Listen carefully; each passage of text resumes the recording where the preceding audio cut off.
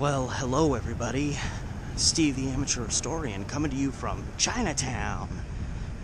Well, not quite. I have like one more block to go. I think once I get to this next block down, I'm officially in Chinatown. I'm still technically in the Pearl, but hey, a guy named George Gramati was murdered here.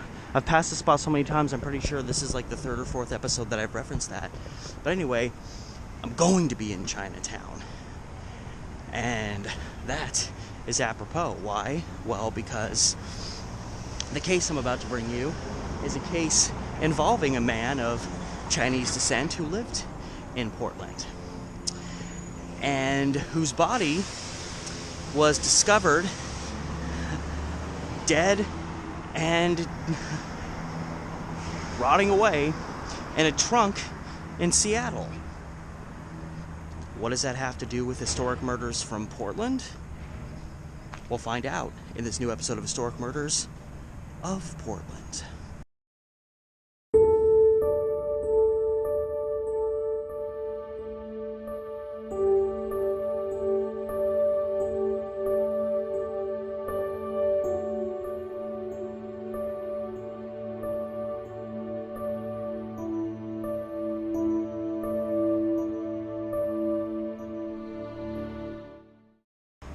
January 24th, 1912.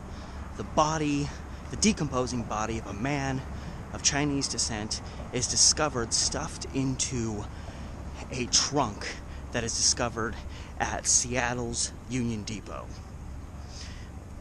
They have a case on their hands. They need to figure out who this guy is. They maybe think they have a local Seattle-based murder crime to investigate. However, turns out this is a Portland murder case to investigate because it's determined that the man found rotting away in this trunk was a man named, and I'm hoping I'm pronouncing his name right, but Seid Bing. S-E-I-D, first name is how the first name's spelled, last name spelled, well, like Bing, B-I-N-G. And he was a guy living in Portland, and he was last seen in Portland almost a month before his discovery, so he'd actually been missing for about a month. And upon identifying this man as Seid Bing, there was an immediate theory put forward as to what happened, how he ended up dead. And it was thought to potentially have some relation to, what were Tong murders going on at this time. Reportedly, Seid Bing had been carrying on some form of a relationship with a woman named Oi Sen, I think is her name. Her first name was spelled O-I, last name S-E-N. And initial reports came out that she was a very prominent figure in the kind of Chinese underworld of Portland, and that she had Seid Bing murdered. Again, they were reportedly, I don't know if you'd call it a relationship. I don't really know what you'd call it exactly, but they had a romantic something or other going on, and apparently Seid Bing wanted to end that. And according to the newspapers, because one report said that it was located at 4th and Flanders, which would put it where this brick warehouse building is today. Some newspapers said that Oi Sen's I don't know if it was an apartment or rooming house, what exactly, but it was a large building with multiple rooms, probably an apartment house of some kind. So a few reports said it was northwest corner of 4th and Davis, which is right where this, not 4th and Davis, 4th and, I'm so confused, 4th and Flan, 4th and Everett. Oh my God, I'm going the wrong way. 4th and Flanders, which is a block up, so where this big towering building is today. Like just the other side of that, there's another towering building next to it.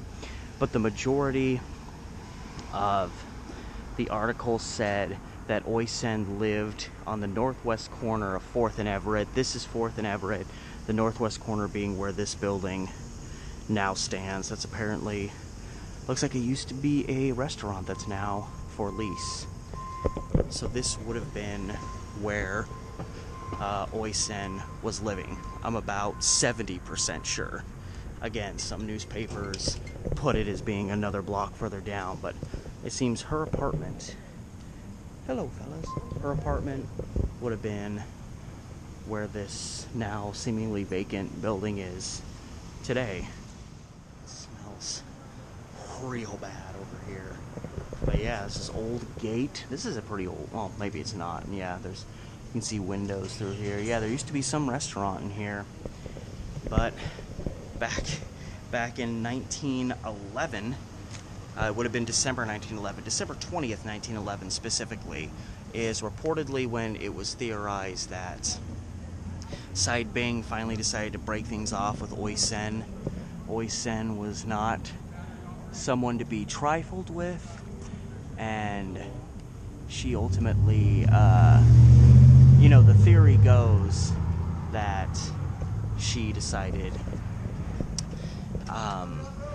to, I guess, make an example of this guy that had been kind of with her off and on, and now decided to run off on his own. And so she had a letter sent to him at his apartment at Oak and 2nd, which is right over here, a few blocks this way. And in that letter, it was, I guess, super sympathetic, super apologetic. I'm sorry, whatever's going on, we can make this work out. And I want to meet you, all that stuff. And a lot of people think that that was probably just a ruse to get him to come back here. And apparently it worked, because people said that they saw Oi Sen and Seid Bing together that night at a local theater. I don't know what theater it was, where that theater would have been. I don't really know how many theaters were in the Chinatown area. But after that, not long after that, Seid Bing vanished and wouldn't be seen again till his body was found in a trunk where it had been rotting away in for about a month by that point. And here's where things get a little bit more suspicious, and it seems pretty definitive that Oi Sen was probably involved in the murder. Probably didn't do it herself, probably had other people help her. So the last Seid Bing is seen alive. He's hanging out with Oi Sen, who again lived presumably at this intersection. And the morning after this, so December 20th is when Seid Bing is last seen alive. It's the morning of the 21st, December 21st, and a guy named, I gotta look at it because it's so oddly spelled, Joe Starfus, Starfas. He's a delivery guy, pickup and delivery guy, kind of a 1911 version of a UPS dude, it seems. And Joe Starfus is called to this location by what he only describes as a Chinese woman. Oi Sen obviously was a Chinese woman. And he was brought there to take a trunk for this woman to be delivered to the Union Depot station in Seattle, where Seid Bing's body was discovered in a trunk. And, in order to do this, he was invited into the building and went up towards her room. I don't know if she let him inside. But whatever the case, he took the trunk, and he said he was there was something kind of unsettling about it. He said the trunk was astonishingly heavy, because there was probably a human body in it. And it's the description of how Seid Bing was discovered, beyond the fact that he'd been decomposing for a month. His body, because they had to fit him into this trunk, his body had been severed at the hips and severed again at the knees, and then just stuffed in there. And they poured a bunch of rock salt in there, and the objective of that was to soak up any blood that fell out, so that blood wouldn't be dripping out of the trunk and no one would be suspicious. But obviously it seems like the trunk was sent off to Seattle just to get rid of it, because nobody was there to pick it up, and that's how it was found, kind of just derelict on its own, and opened, and oh, there's a body in this trunk. And so you have a guy saying the morning after Seid Bing is last seen, he's brought to the building where Oi Sen lived to pick up a trunk to deliver exactly to where Seid Bing's body was found, to the very building in Seattle, hundreds of miles away. So it's not looking good for Oi Sen. It seems pretty obvious. So this information gets to the authorities. They come to the building with Joe Starfus because they want him to identify the woman. They want him to be able to identify the room if he can, because this is a big lead. But they aren't going to find the woman because that same day that Joe Starfus picked up the trunk and had it taken away to be shipped off to Seattle, Oi Sen vanishes from the city of Portland. She reportedly was heading towards the Dalles, which is 50, 60 miles this way. So, of course, you're never guilty when you split town right after somebody else you're romantically involved with vanishes. You know, don't split town. We're going to know that you did it. So the authorities were not going to find her. But Joe Starfus led the authorities to the room that he'd gone to pick up this trunk from this Chinese woman. And it was the room that Oi Sen was residing in, that he'd picked the trunk up from. And there was actually a little bit of confusion about that because Oi Sen had apparently occupied more than one room in this building. She'd stayed in rooms 5 and 6 in the building over time. And initially, Joe Starfus took them to, he said it was room 7 or 8. So you'd think, okay, there's a little bit of confusion in there. However, the police ultimately ended up searching room 6, which was the last room that she was known to have resided in. And it was so strange. There was other people living in there. Now, granted, this is a month later. You know, the authorities are finally looking into this case. They finally know that Seid Bing is dead. And they go in there, and there's other people residing in the room now. Now, these other people that are now living in Oi Sen's room, and the authorities know by this point that she lived in that room. These people, another Chinese couple, they claim that they'd been living in there since the summer of 1911. And of course, Seid Bing vanished, around December 21st. So these people are claiming that they'd been living in this room months before Oi Sen was reportedly living there. The presumption was that these people, probably knew Oi Sen and were there to cover for her. But they didn't even cover well because, here it is, it's a month after the murder, and there's blood on the walls. There's blood all over the apartment. Like, just a horrible, brutal crime happened there. Like, these people didn't think to clean up. And apparently, these other people that were living in the room, they vacated the room right after, the first signs were seen that some kind of brutal crime had happened here. Now, I don't know if they left willingly or if they were forced to leave, but in leaving, it allowed the police to have a more thorough search, not just of that room, but of the whole building. So beyond this blood that they saw on the walls, in Oi Sen's room 6 in this building, there was blood found. There was a big blood stain found on the carpeting of the floor, and then blood found splattered on the walls. That was the initial blood they found.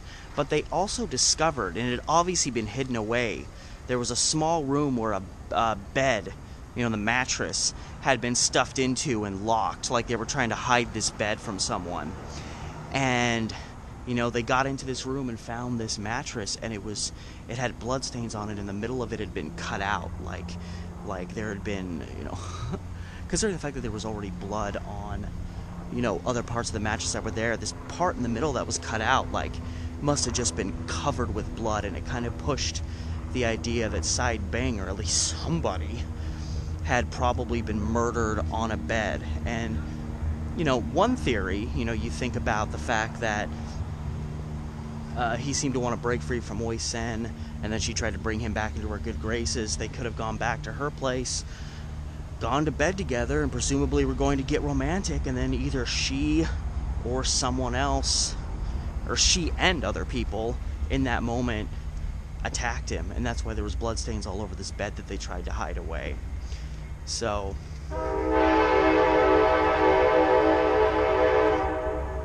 anyway, it was abundantly clear that someone had been brutally murdered in this room. What a coincidence, since this Seid Bing guy had obviously just been murdered and cut apart and stuffed in a trunk and sent away to Seattle. And so this seems, in this time and place, to be a pretty open and shut case. You find Oi Sen, you're gonna at least find probably the driving force behind this murder. Problem is, again, Oi Sen left town December 21st, and now she has a month advantage on authorities. But obviously, people are looking out for her. And January 27th, so just about a week after Seid Bing's remains were discovered, Oy Sen was found in Butte, Montana. She was identifying herself as Mi Feng. That was the name she was using. And, you want to talk about making yourself look even more guilty than you already are. When she was apprehended, she was trying to pawn a ring that she had. And the ring, after she was apprehended, was shown to Seid Bing's brother. And his brother identified it as, that's my brother's ring. So, even more than a month after Seid Bing goes disappearing, and with all this other evidence that, getting rid of the trunk, and it seemed like she was the one that was having that happen. There's blood all over the room she lived in. Now she has the dead man's ring on her that she was trying to pawn. So she's caught, she's brought back to Portland, and this looks like a pretty open and shut case. But of course, those are usually the ones where chaos ensues. And obviously, in that week period, some further investigative work was being done, because there were a few other people that came under suspicion, a few other Chinese immigrants in this area who apparently didn't have the best relationship with Seid Bing, and who reportedly, like Oy Sen, had left town on or around December 21st. So, again, these guys split town. Are they under suspicion? But the police rapidly focused their attention after getting Oy Sen. They focused their attention on a man named Wong Si Sam, who was also arrested in relation to this crime. And Wong Si Sam just happened to also, I don't know if he was living in the same building, but he also happened to be living at 4th and Everett. He could have been living in the same building that Oy Sen was living in when the murder happened. Or right across the street. Either way, it's kind of suspicious, that he's living right there. But he also happened to be, his profession, he was a butcher. And you think about the fact that obviously Seid Bing's body, after he was killed, had to be cut. Essentially, his body had to be cut essentially into probably 4 pieces if he was severed at the hip. You have the upper half of his body, you have this section, and then he was severed at the knees, so he would have had his 2 lower legs as well. And Wong Si Sam was close to Oy Sen, and he happened to have experience cutting things up. I need to get away from these trains. They're extremely loud, and there's a lot of homeless people over here. So anyway, we have a new guy in the mix.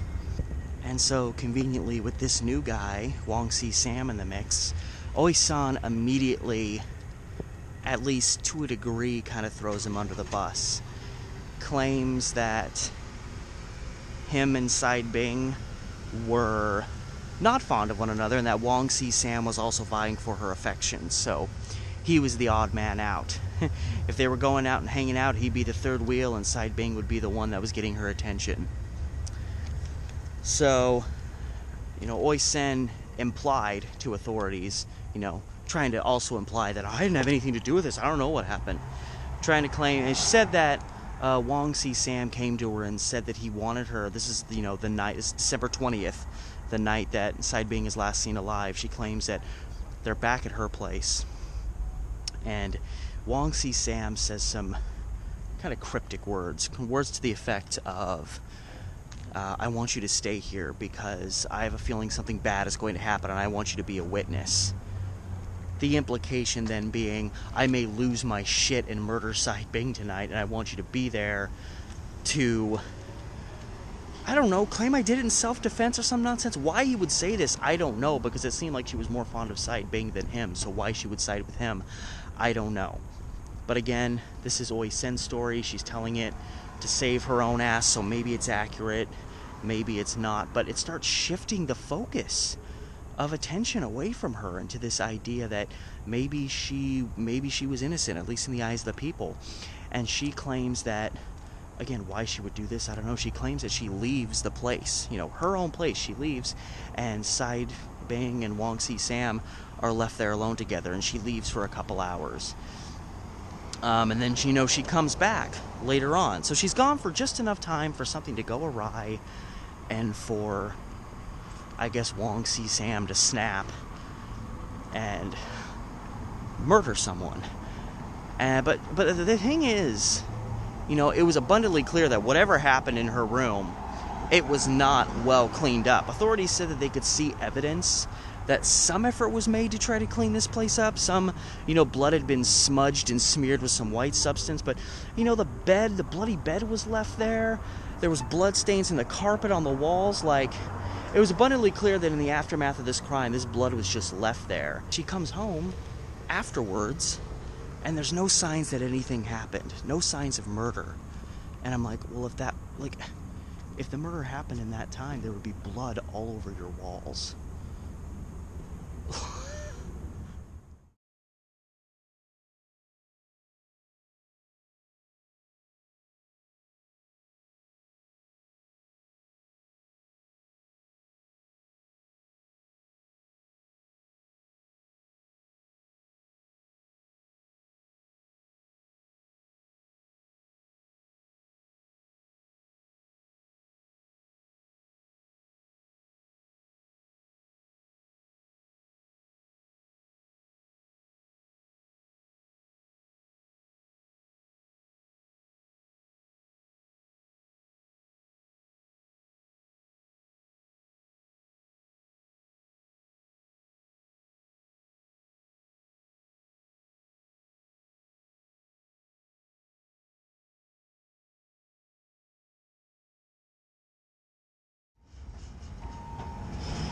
And so she put the finger on these two guys, and simply put, she said that these two guys got together, presumably while she left her apartment. Again, why her apartment would still look normal to her when she came back, but whatever the case.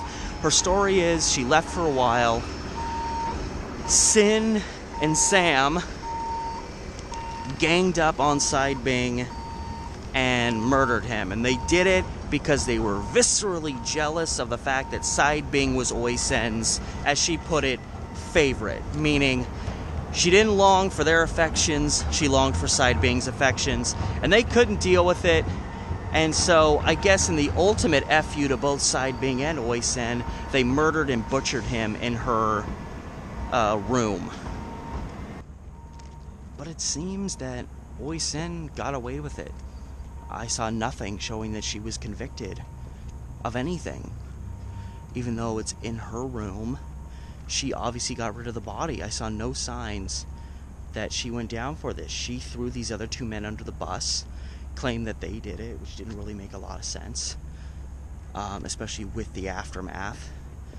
And ultimately, the only one that really went down was Wong Si Sam. He was actually given a life sentence for second-degree murder, which means the authorities chose to believe Oi Sen's story, that he was primarily involved. I don't know if Choi Sin went down for anything, but Wong Si Sam got second-degree murder for something that, it seemed to me, based on the analysis, they couldn't even prove he was there. This was just one person's story, but I guess she was again, kind of a prominent person, and she actually tried to commit suicide shortly after this because